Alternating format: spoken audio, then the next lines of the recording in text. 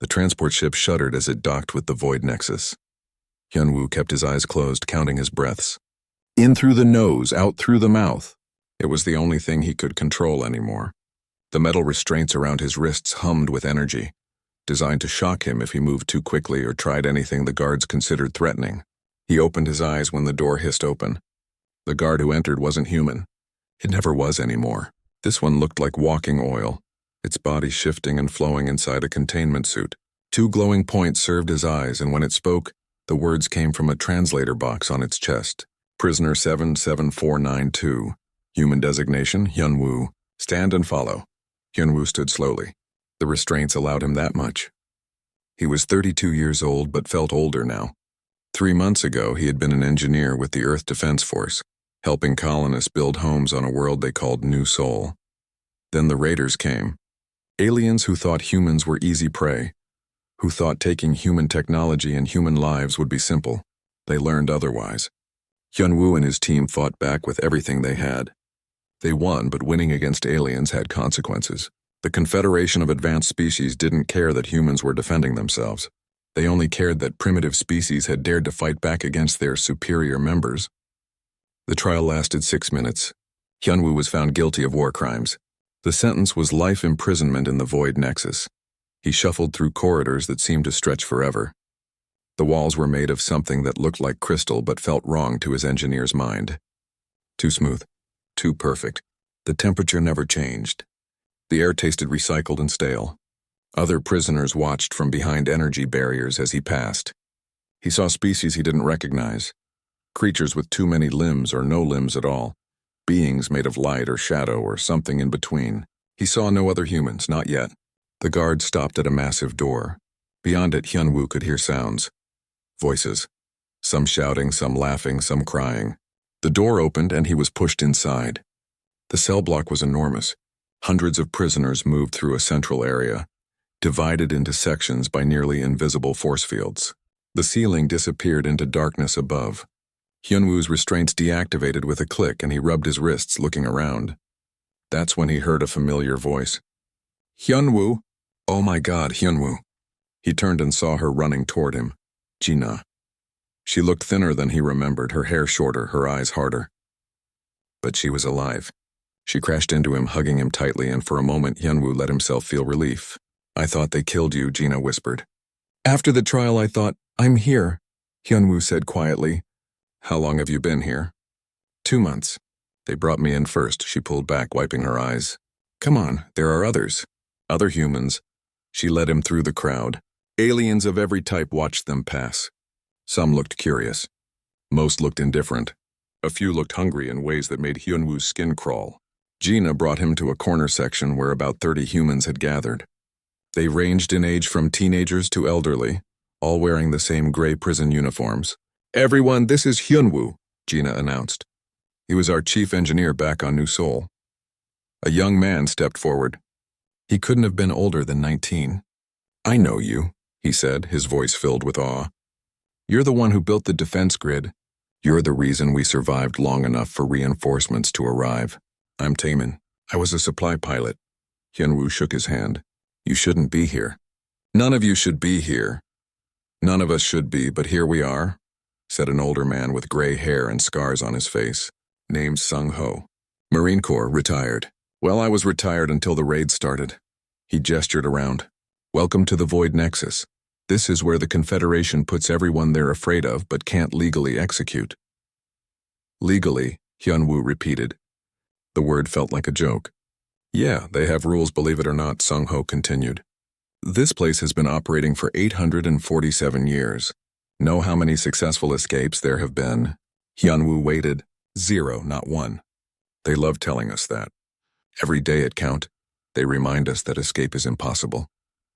Before Hyunwoo could respond, a sound echoed through the cell block. It was like bells and grinding metal mixed together, amplified until it hurt. Everyone stopped what they were doing. The prisoners moved to designated spots, forming neat lines. The humans did the same, having learned the routine. Something massive descended from the darkness above. At first, Hyunwoo thought it was a ship, but then he realized it was alive. The being was made of crystal, geometric and precise, easily 20 feet tall. Its body refracted light in ways that hurt to look at. When it spoke, the voice came from everywhere and nowhere. I am Overseer Krell. I have watched over this facility for 632 years. I have seen thousands of species. I have heard every escape plan, every desperate scheme, every foolish attempt at freedom. The crystal being rotated slowly, as if looking at each prisoner individually. Not one has succeeded. Do you know why? Silence filled the enormous room. Because this station exists outside normal space. We float in the void between galaxies. There is nothing around us for 1,000,000 light years in any direction. Our walls are reinforced with collapsed matter. Our energy barriers can vaporize steel in microseconds.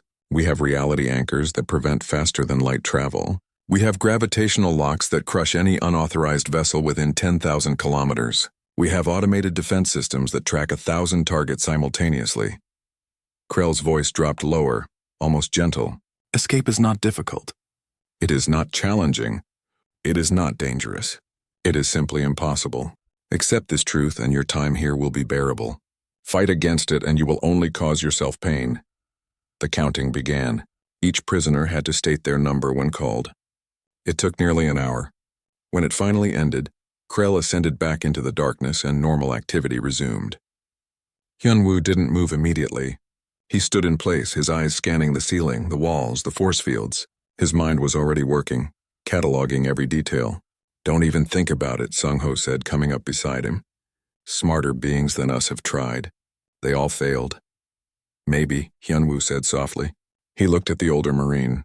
Or maybe they just thought like them. He gestured at the alien prisoners around them.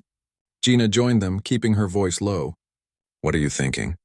Hyunwoo finally looked at her, and for the first time since arriving, he smiled. It wasn't a happy smile. It was the smile of an engineer who had just been told something couldn't be done. I'm thinking they built this place, assuming everyone would think rationally, logically, following known laws of physics and accepted limitations. He looked back up at the darkness where Krell had disappeared. They built this place thinking like them. And? Taemin asked, having moved closer to listen.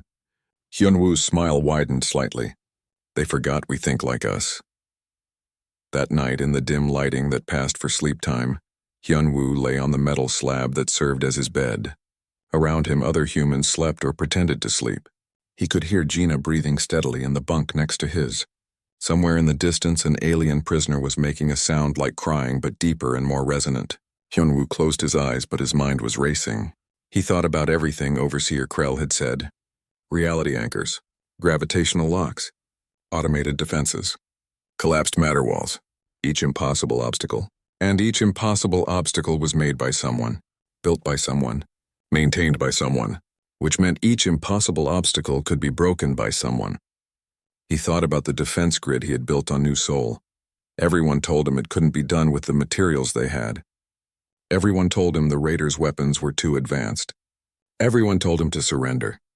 He built it anyway. It worked anyway. They survived anyway. Impossible, Hyunwoo had learned, just meant nobody had figured it out yet. He opened his eyes in the darkness and whispered to himself, "Watch me." Hyunwoo spent his first week watching everything. He watched the guards change shifts. He watched the food dispensers activate. He watched the cleaning drones patrol. He watched the force fields flicker when prisoners walked through designated passages. Most importantly, he watched the other humans. They had given up. He could see it in how they moved, how they talked, how they existed. They went through the motions of living because stopping meant dying, but they had no hope left. That was going to be a problem. On the 8th day, a new prisoner arrived in their section. The man was older, maybe 45, with a shaved head and tattoos running down both arms. Military tattoos. He looked around the cell block with the same careful attention Hyunwoo had shown. "That's Sung-ho," Gina said quietly. She was standing next to Hyunwoo near one of the force field barriers. "Marine, he arrived a few days before you. Keeps to himself mostly."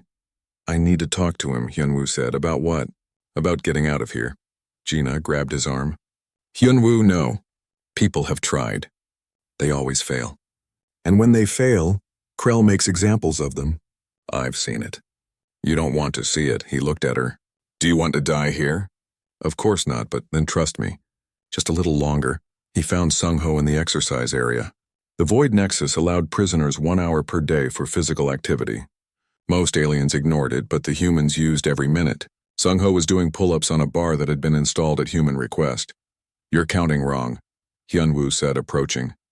Sung-Ho dropped down, not even breathing hard. "Excuse me? You did 37. You said 36, a slight smile crossed Sung-Ho's face. "Testing to see if you're paying attention, or are you always this annoying?" "Both."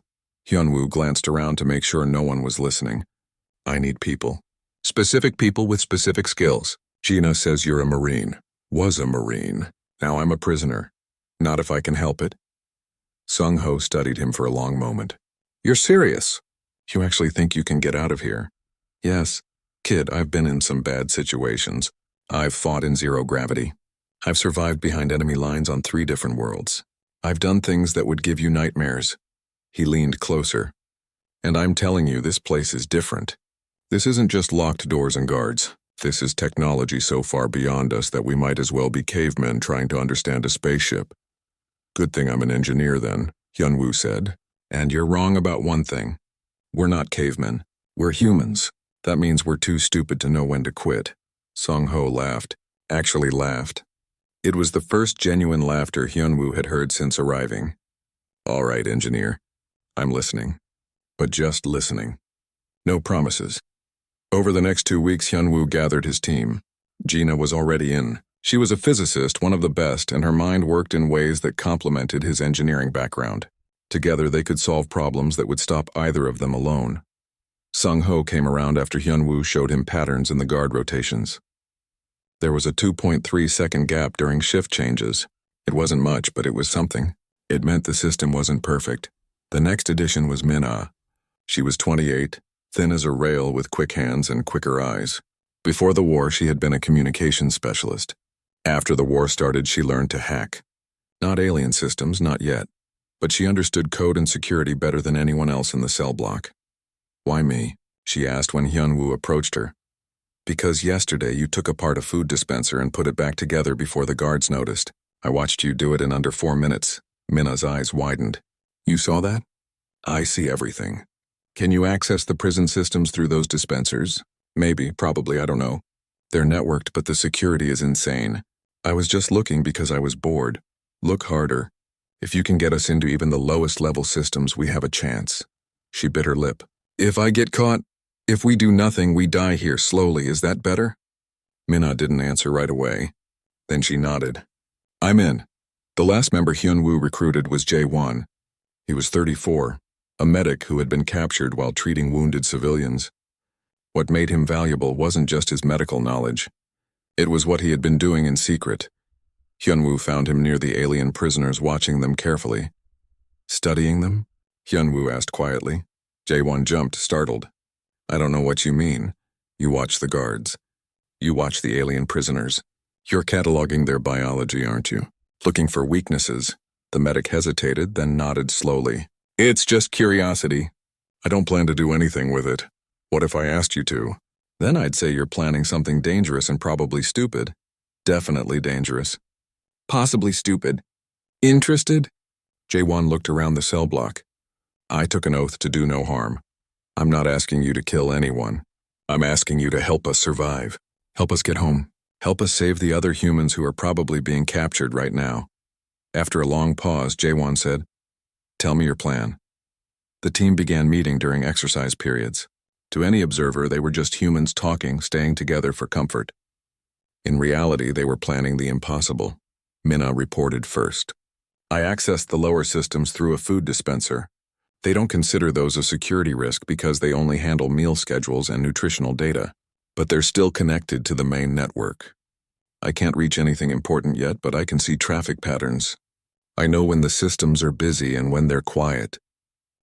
"That's a start," Hyun-woo said. "Keep pushing. Don't get caught." Gina had been working on the theoretical problem of the reality anchors. The anchors work by creating localized distortions in space-time. They prevent FTL travel by making it impossible for a ship's drive to find a stable point to jump from. But every system has a resonance frequency. If we could match it, we could overload them. Hyun-woo finished. "What do we need?" "Power, a lot of power. More than we have access to. What about the prison's reactor? Everyone stared at him. You want to use their own reactor against them? Sung Ho asked. Why not? It's the only power source strong enough. Because it's probably guarded by 100 different systems we can't access, Gina said. Yet, Hyunwoo corrected. We can't access them yet. Jaewon shared his findings next. The guards here come from 17 different species. Most of them have specific biological vulnerabilities. The oil beings can't handle rapid temperature changes. The crystalline ones have predictable fracture points. The insect types have communal mind links that can be disrupted with the right interference. Can you make something to exploit that? Hyunwoo asked. With what resources? I barely have basic medical supplies. Make a list. We'll find a way. Sung Ho had been training others in combat. Not obvious training, but subtle movements disguised as stretching or exercise. We have maybe 15 people who can fight if it comes to that. Against alien guards with advanced weapons we'll last about 30 seconds. Then we don't fight fair, Hyunwoo said. We use their own systems against them. We turn their advantages into weaknesses. That's a nice speech, but how? Hyunwoo smiled. I'm working on that part. The problem was time. Or rather, timing. Everything had to happen simultaneously. The gravitational locks, the reality anchors, the automated defenses, the guards, they all had to be dealt with at once. Miss one and the entire plan collapsed. But there was another problem. One that revealed itself 2 weeks into their planning. A prisoner named Dong-hyun had been watching them. He was quiet, kept to himself, but Hyunwoo noticed him listening whenever the team gathered. And then one day, 3 humans who had been trading favors with aliens for extra food were dragged away by guards. Someone had informed on them. That night, Hyunwoo found Dong-hyun alone. It was you, Hyunwoo said quietly. Not a question. A statement. Dong-hyun didn't deny it. They were breaking the rules. You traded human lives for better rations. It wasn't like that. I just told the guards what I saw. Those people were making it worse for all of us. Hyunwoo stepped closer. He wasn't a violent man by nature, but he could feel anger burning in his chest. Do you know what you are? You're a man so desperate to survive that you forgot why survival matters. Easy for you to say. You've only been here a few weeks. Try a few months. Try watching people waste away. Try listening to them cry at night. You do what you have to do. No, you do what's easy. What's safe? Hyunwoo pulled back. I know you've been watching us. I know you know we're planning something. Dong-hyun went pale. I won't tell anyone. I swear. No, you won't, because you're going to help us instead. What? No, I can't. You have 2 choices. Help us leave this place or stay here forever knowing you could have been free, knowing you chose to be the alien's pet instead of a free human. Hyunwoo turned to walk away, then paused. Your choice. But decide fast. 3 days later, Dong-hyun approached the group during exercise period. I'm in, he said quietly. Whatever you're planning, I'm in. I'll do whatever you need. Sung Ho looked ready to punch him. Gina looked uncertain. But Hyunwoo nodded. Good, because we're going to need everyone. That night, Gina pulled Hyunwoo aside. Do you trust him? No, but I need him. We all have roles to play, even people we don't trust. And if he betrays us, Hyunwoo looked at her steadily. Then we fail. But we were going to fail anyway if we did nothing. At least this way we tried. Gina was quiet for a moment. Then she said, I had a breakthrough. With the right harmonic frequency, we can overload the reality anchors, but the timing has to be perfect, down to the millisecond, and we need that power source. We'll get it, Hyunwoo promised. How can you be so sure? Because the alternative is dying here, and I refuse to give them that satisfaction. Above them in the darkness, Overseer Krell was watching. It always watched. But it didn't understand what it was seeing. It saw humans gathering, talking, exercising, normal prisoner behavior. It didn't see the spark of hope growing. It didn't see the impossible plan forming. It didn't see that humans were too stubborn to know when they were beaten. The plan came together slowly, like building a machine with missing parts. Every day brought new information. Every conversation added another piece to the puzzle. Hyunwoo spent his nights staring at the ceiling, running through simulations in his mind, finding problems and solving them before they happened. Minna made the first real breakthrough. She came to the group 3 weeks into planning, her hands shaking with excitement. I found a back door, she whispered. They were gathered in the exercise area, pretending to stretch. The maintenance drones have lower security than the main systems. They need to access everything to do repairs, so they have elevated permissions. If I can hijack one, can you? Hyunwoo asked. Yes. Maybe. Probably. I need more time. She looked at him. But Hyunwoo, even if I get control of a maintenance drone, what then? They're just machines. They can't fight guards or open doors we're not supposed to access. They don't need to fight. They just need to give us information. He turned to Gina. If we know the exact layout of the reactor core, can you calculate the overload sequence? If I know the layout, the power output, the cooling systems, and about 50 other variables, then yes. Gina rubbed her temples. But Hyunwoo, overloading a reactor isn't like flipping a switch. The safety systems will kick in. The automated defenses will activate. We'd have maybe 30 seconds before the whole place locks down completely. 30 seconds is enough. It has to be enough. Sung-ho had been teaching combat techniques to anyone willing to learn, not the obvious kind of fighting that would alert the guards. Small things. How to move in zero gravity, how to use momentum instead of strength, how to target weak points on different species. 15 humans now trained every day, building muscle memory for a fight they weren't sure would ever come. We have another problem, Sung-ho said. Weapons. Even if everything goes perfectly, we're going to face guards. Armed guards with energy weapons. We have nothing. We have everything, Hyunwoo corrected. We just have to use it differently. Care to explain that? The food dispensers. The maintenance drones. The exercise equipment. The force fields. Everything here is technology. Everything can be repurposed. He looked at each team member. We don't need their weapons. We need to make them useless. Jaewon had been working on something he called a biological disruptor. It wasn't a weapon, exactly. It was a carefully engineered mixture of compounds that would interact badly with alien biology. He made it from medical supplies, cleaning products, and trace elements he extracted from the prison's recycling systems. It won't kill them, he explained to the group, but it will make them very sick, disoriented, weak. Different species will react differently, but I've tested the theory on tissue samples I collected from the medical waste. How did you get tissue samples? Gina asked. Jaewon smiled slightly. You don't want to know. The point is, if we can introduce this into their ventilation systems, we can incapacitate maybe 70% of the guards for several hours. Maybe isn't good enough, Sung-ho said. Maybe's all we have, Hyunwoo replied. Every advantage counts. Keep working on it, Jaewon. The timing was the hardest part. Everything had to happen in sequence with no room for error. Hyunwoo spent days mapping out every step. First, they needed a distraction, something big enough to pull security attention away from the reactor core.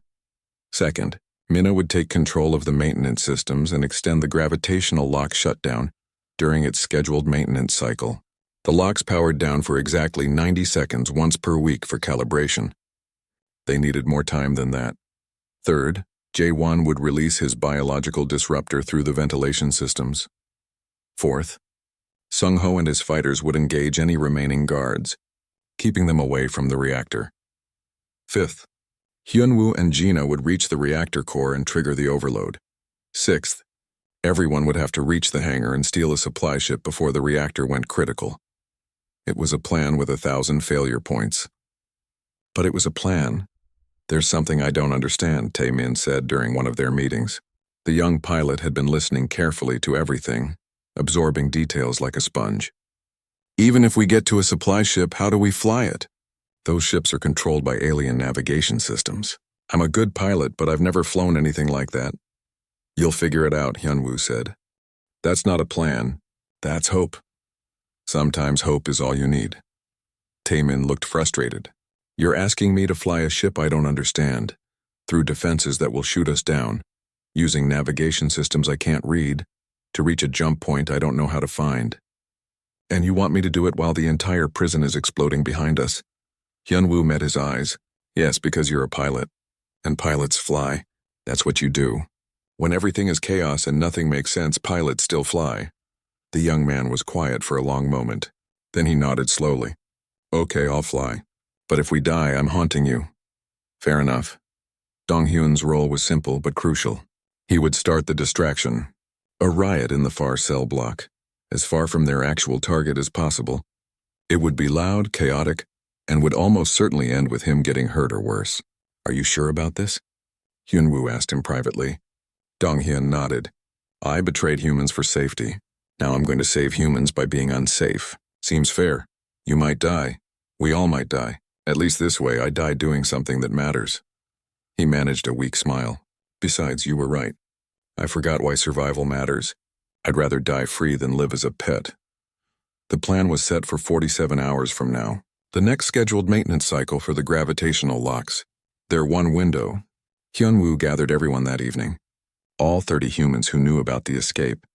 They stood in a circle during exercise period, pretending to be casual. I won't lie to you, Hyunwoo said quietly. This is going to be bad. Some of us won't make it. Maybe none of us will make it. The odds are terrible. The plan has too many moving parts. Everything has to work perfectly and nothing ever works perfectly. He paused, looking at each face. Young and old. Scared and determined human. But here's what I know. The aliens built this place because they're afraid of us. Think about that. Species with technology thousands of years beyond ours. And they're afraid of what we might do. They call us primitive. They call us dangerous. They put us in a prison they say is impossible to escape from. His voice grew stronger. They told me escape was impossible. They said no one in 800 years has ever gotten out. They said humans are too stupid, too primitive, too weak to challenge their perfect systems. Hyunwoo smiled. They're wrong. You know why? Because they think impossible means something. To them, impossible means stop trying. To us, impossible just means we haven't figured it out yet. Gina stepped up beside him. We're engineers and pilots and soldiers and doctors. We're human. We built homes on dead worlds. We survived in places that should have killed us. We adapted to things we didn't understand. That's what we do. Sung-ho nodded. The aliens have better technology, stronger weapons, more knowledge. But we have something they don't. We have stubbornness. We have that stupid human refusal to quit even when we should. That's not a weakness. That's our greatest strength. In 47 hours we're leaving, Hyunwoo continued. We're going to break their perfect prison. We're going to steal their ship. We're going to go home. And we're going to show the entire galaxy what happens when you tell humans something is impossible. Taemin raised his hand. What do we do after? If we actually make it out? We find every other human they've imprisoned. We free them. Then we make sure this never happens to anyone else. Hyunwoo looked around the circle. But first we escape. First, we prove that impossible is just another word for challenge. That night, Hyunwoo couldn't sleep.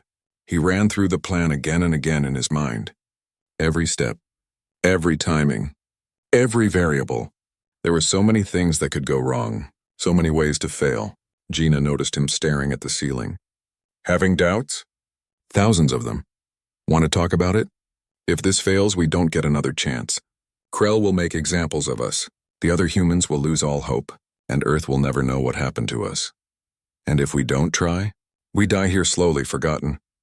Gina rolled onto her side to look at him. When we were on New Seoul building that defense grid, do you remember what you told me? I said a lot of things.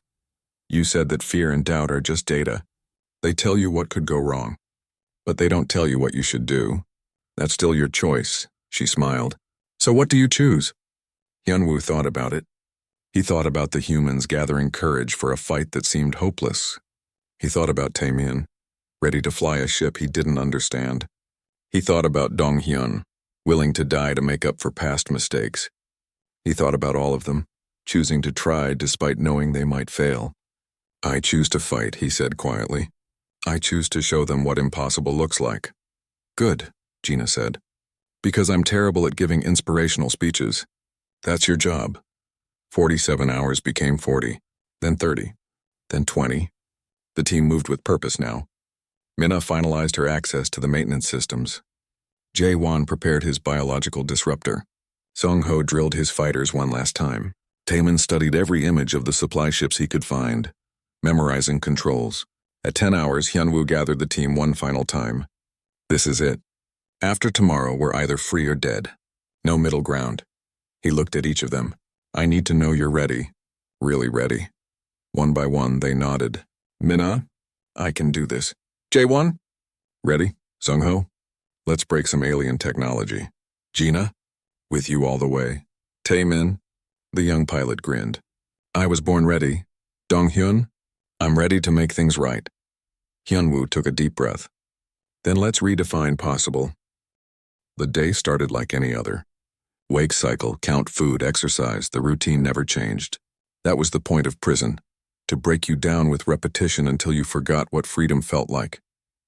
But today was different. Today, 30 humans knew that routine was about to shatter. Hyunwoo ate his breakfast slowly, forcing himself to stay calm. Around him, the team did the same. To any observer, they were just prisoners going through another day. Nobody watching would see the tension, the barely controlled energy, the knowledge that everything was about to change. The maintenance cycle for the gravitational locks would begin in 4 hours. Dong-hyun sat alone, eating his meal in silence. He caught Hyunwoo's eye across the cell block and gave a small nod. He was ready. Scared but ready. Hyunwoo nodded back. Whatever happened, Dong-hyun would be remembered as someone who chose redemption over safety. 3 hours. Minna was shaking. Gina sat next to her, talking quietly, keeping her focused. The young hacker had been preparing for weeks, but now that the moment was here, the reality of it was overwhelming. One mistake, one wrong line of code, and everything would fail before it began. You can do this, Gina whispered. I've seen your work. You're brilliant. I'm terrified. Good, terror keeps you sharp. Gina smiled. Besides, Hyunwoo wouldn't have chosen you if he didn't believe in you completely. Minna took a shaky breath and nodded. 2 hours. Sung-ho gathered his fighters near the exercise area. 15 humans, all of them knowing they were about to fight aliens with technology they barely understood. He didn't give them a speech. He didn't need to. Instead, he simply said, stay together. Watch each other's backs. And remember, we're not trying to win a fair fight. We're trying to survive long enough for everyone else to do their jobs. One of the younger fighters asked, what if we die? Then we die fighting. That's better than dying in a cage. 1 hour, Hyunwoo and Gina sat together, going over calculations one last time. The reactor overload had to be precise. Too little power and the reality anchors would simply reset. Too much and they'd trigger a containment breach that would kill everyone before they could escape. The margin of error is less than 3%, Gina said, her voice tight. Then we'll be within 3%. Hyunwoo, I'm serious. If I'm off by even... He put a hand on her shoulder. Gina, I trust you. With my life. With all our lives. She looked at him and her expression softened slightly. No pressure then. 30 minutes. Taemin stood near the force field barriers, staring out at the darkness beyond. Somewhere out there was a hangar. Somewhere out there was a ship he was supposed to fly. A ship he'd never seen before, with controls he didn't understand. Through defenses designed to kill anything that moved without permission. Scared? Hyunwoo asked, coming up beside him. Out of my mind. Good. Fear means you'll be careful. Or it means I'll freeze when it matters. Taemin looked at the older man. What if I can't do this? You can, you will. Because when the moment comes, pilots fly. That's what you are. That's what you'll do. The young man nodded, though he still looked uncertain. 10 minutes. Dong-hyun stood at the far end of the cell block. Other prisoners moved around him, unaware that everything was about to explode into chaos. He thought about his family back on Earth, his sister, his parents. They probably thought he was dead. Maybe he was. Maybe they all were. But at least he'd die trying to be the person they'd raised him to be. He took a deep breath and started shouting, I'm done. I'm done with this place. I'm done with these aliens. I'm done being treated like an animal. Other prisoners turned to look at him. Guards began moving in his direction. You hear me, Krell? Dong-hyun shouted at the darkness above. You think you broke us? You think we're just going to sit here forever? You're wrong. You're all wrong about humans. More guards were coming now. Dong-hyun grabbed a meal tray and threw it at the nearest one. It bounced off harmlessly, but the message was clear. He was attacking. The guard raised its weapon. Other prisoners started shouting. Some joined Dong-hyun, either out of anger or opportunism. Others tried to get away. The cell block erupted into chaos. Alarms began to sound. More guards poured in from all directions. Dong-hyun fought. He punched and kicked and screamed. He was no match for armored guards with energy weapons, but he didn't need to win. He just needed to be loud, to be distracting, to pull attention away from what was happening in other parts of the prison. An energy blast caught him in the shoulder. He went down hard, pain exploding through his body. But he kept shouting, kept fighting, kept giving his friends the time they needed. On the other side of the prison, Mina's hands flew across a makeshift interface she'd built from stolen components. Code scrolled past faster than anyone else could read. She was inside the maintenance systems now, deeper than she'd ever been before. The gravitational locks powered down for their scheduled maintenance cycle. 90 seconds. That's all they had naturally. Mina's fingers danced. Commands flew. Security protocols tried to stop her, but she'd spent weeks learning their patterns. She wasn't trying to break the system. She was trying to convince it that everything was normal. Just a routine maintenance extension. Nothing unusual. Nothing to alert the main security. 100 seconds. 120. 150, how long? Hyunwoo asked, standing guard beside her. As long as I can, just go. Jae-won ran through the corridors, a stolen maintenance cart loaded with his biological disruptor. Guards passed him, but they were focused on the riot. They didn't notice one human moving with purpose. He reached a ventilation junction and opened the access panel exactly as Mina had showed him. The disruptor went into the system. Within seconds, it would spread through the entire station's atmosphere. Most species would start feeling effects in under a minute. The guards would survive, but they'd be weak, disoriented, vulnerable. Jae-won sealed the panel and ran. Sung-ho and his fighters moved through the chaos like ghosts. They'd been training for this. The guards were heading toward the riot, which meant other areas were less defended. They reached a checkpoint where 2 guards stood watch. Now, Sung-ho whispered. The humans attacked as a unit. They didn't have weapons, but they had numbers and surprise and the knowledge of where each species was vulnerable. One guard went down in seconds. The other managed to raise an alarm before they overwhelmed it. More guards would be coming. That was fine. That was the plan. Keep them busy, keep them scattered, keep them away from the reactor. Hyunwoo and Gina reached the reactor core through a maintenance tunnel Mina had unlocked. The chamber was massive, filled with technology that seemed to bend space itself. In the center, a sphere of pure energy rotated slowly, generating enough power to run the entire prison station. There, Gina said, pointing to a control panel. That's where we input the overload sequence. They ran to it. The panel was written in alien languages, but they'd been studying captured documentation for weeks. Gina's hands moved across the controls, entering commands. Alarms began to scream. They know we're here, Hyunwoo said. I need 2 more minutes. You have one. Doors were sealing. The reactor core was going into lockdown. Hyunwoo looked around frantically. There, a manual override. He ran to it and started pulling levers. He had no idea what half of them did. But the point was to create confusion, make the automated systems uncertain. By Gina seconds. Guards burst into the chamber. 3 of them, already looking sick from Jae-won's disruptor but still dangerous. They raised their weapons. Sung-ho and 2 other fighters crashed into them from behind. The fight was brutal and desperate. Humans against aliens in close quarters. Energy weapons fired, going wide. Humans screamed and fought with everything they had. 1 fighter went down. Then another. But Sung-ho kept fighting, giving Gina time. Done, Gina shouted. The overload sequence is active. We have 4 minutes before critical. Everyone move! Hyunwoo yelled. To the hangar! Now, they ran. Through corridors filled with alarms and flashing lights, past guards who were too sick or confused to stop them effectively. The prison's automated systems were fighting each other now, trying to decide which emergency was most critical. More humans fell. A guard's energy blast caught someone. An automated defense turret activated and fired. Each loss hurt, but they couldn't stop. Couldn't look back. Had to keep moving. Taemin reached the hangar first. Supply ships sat in neat rows, sleek and alien and utterly foreign. He picked the nearest one and ran toward it. The ship's door was sealed. Of course it was sealed. He looked around frantically for a way in. Mina appeared beside him, her makeshift interface in hand. Give me 10 seconds. We don't have 10 seconds.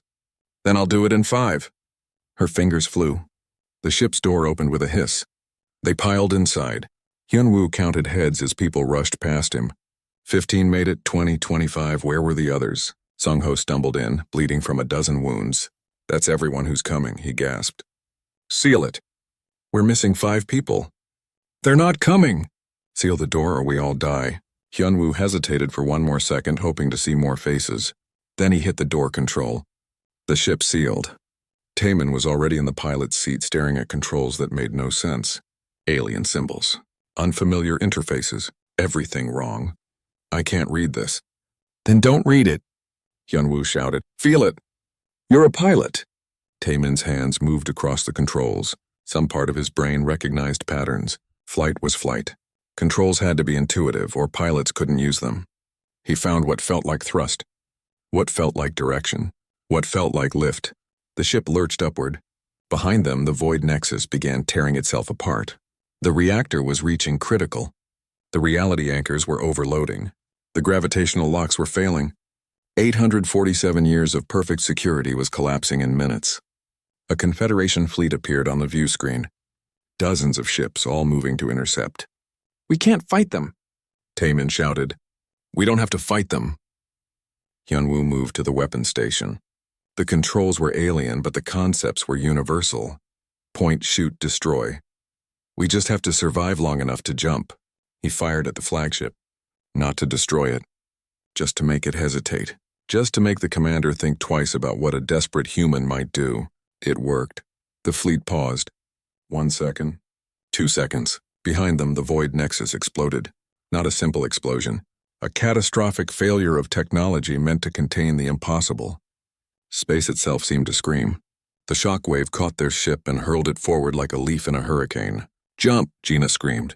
Jump now! Taman's hands found controls that felt right. He pressed them, praying to any god that might listen. The universe twisted. Reality bent. And the supply ship full of desperate humans vanished into the dark between stars, leaving behind only the burning wreckage of the prison that was supposed to be impossible to escape. The jump through faster than light space felt like dying and being born at the same time. Reality became suggestion. Time lost meaning. Hyunwoo's stomach twisted in ways that shouldn't have been possible, and for several long seconds, he wasn't entirely sure if he was still alive. Then the ship dropped back into normal space with a jolt that threw half the passengers to the floor. Taman sat at the pilot's station, his hands still gripping the controls, his knuckles white. He was breathing hard, staring at the view screen with wide eyes. Did that just happen? Did we actually just— Status report, Hyunwoo interrupted, forcing himself to focus. They weren't safe yet, not even close. Gina was already checking the ship's systems, reading displays she barely understood. We're in neutral space. No sign of immediate pursuit. The jump scattered our trail pretty well. She paused. Hyunwoo, the reactor overload worked better than I calculated. The void nexus is gone. Completely gone. Silence filled the ship. 25 humans who had been prisoners an hour ago were now sitting in a stolen alien vessel, trying to process what they'd just done. Some were crying. Some were laughing. Some just stared at nothing in shock. What about the others? Someone asked quietly. The ones who didn't make it? Hyunwoo closed his eyes briefly. 5 people had died in the escape. Dong-hyun had sacrificed himself in the riot. 4 others had fallen to guards or automated defenses during the run to the hangar. He could see their faces. Would always see their faces. They died free, Sung-ho said, his voice rough. The old Marine was leaning against a wall, his wounds wrapped in makeshift bandages. They died fighting. That counts for something. It counts for everything, Hyunwoo said. He looked around at the survivors. Exhausted, injured, traumatized, but alive. Free. They bought us this chance. We honor them by making it count. Mina was hunched over her interface, fingers flying across alien code. I'm picking up transmissions. Lots of them. The entire Confederation is going crazy. The Void Nexus was supposed to be impossible to destroy. They're calling it a terrorist attack. A catastrophic failure. They're arguing about what happened. What are they saying about us? Gina asked. Nothing. They don't know we escaped. They think everyone died in the explosion. Mina looked up, a strange smile on her face. They think the prison destroyed itself by accident. They don't believe anyone could have done it deliberately. Hyunwoo felt something like satisfaction. They'd been so certain humans were too primitive to threaten them. So certain their prison was perfect. That arrogance had cost them everything. Keep monitoring those transmissions, he said. I want to know where the Confederation is moving ships. Where their security is focusing. And most importantly, where they're keeping other human prisoners. You want to rescue more people? Taman asked, incredulous. We barely escaped with our lives. Exactly. We barely escaped. That means we know how. We know what works against them. Hyunwoo moved to the center of the cramped ship. There are humans in Confederation prisons all over this part of space. People like us. Engineers and soldiers and civilians who fought back and got punished for it. We're not leaving them behind. One ship against the Confederation?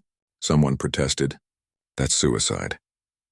One ship broke the void nexus. One ship full of desperate humans redefined impossible. He looked at each of them. I'm not ordering anyone to come with me. If you want to go home to find Earth and never fight again, I understand.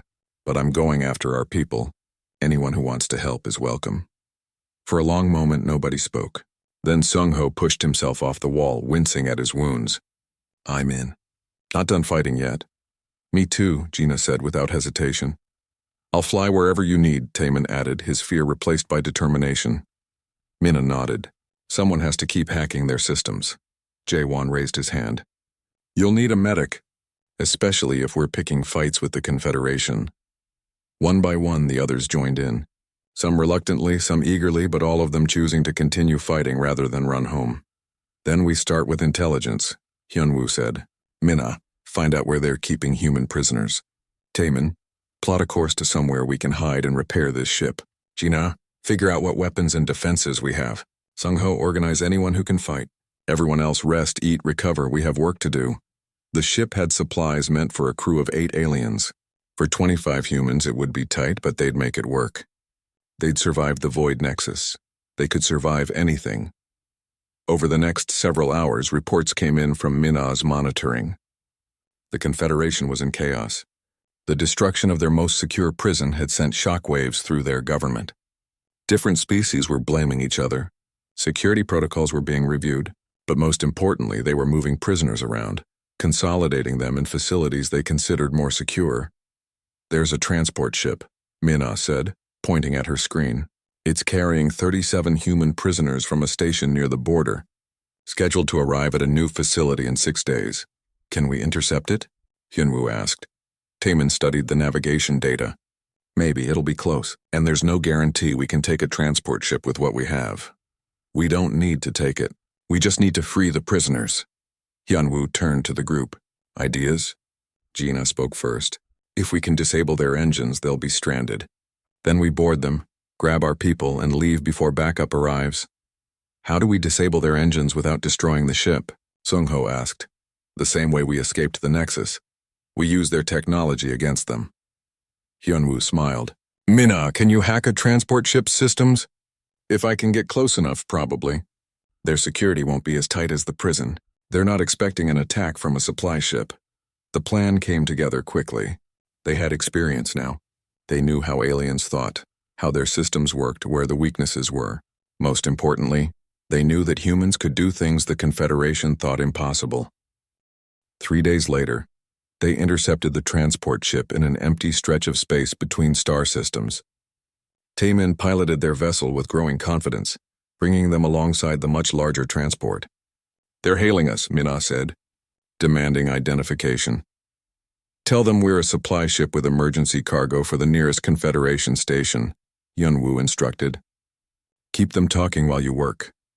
Minna sent the message while simultaneously attacking the transport systems through their communication link. It was a trick she'd learned from studying the Void Nexus. Every connection was a vulnerability. Every system was a doorway if you knew how to knock. The transport's engines shut down. Alarms sounded on both ships. The transport crew realized they were under attack, but by then it was too late. Minna had locked them out of their own controls. Go, Hyunwoo ordered. Sung-ho led a boarding team through the docking tube they'd forced into place. The guards on the transport were ready this time, but they'd never fought humans who had nothing left to lose. The battle was short and brutal. Energy weapons fired. Humans screamed and charged, and slowly, inevitably, the guards fell back. Hyunwoo found the prisoner hold. 37 humans in restraints, confused and terrified.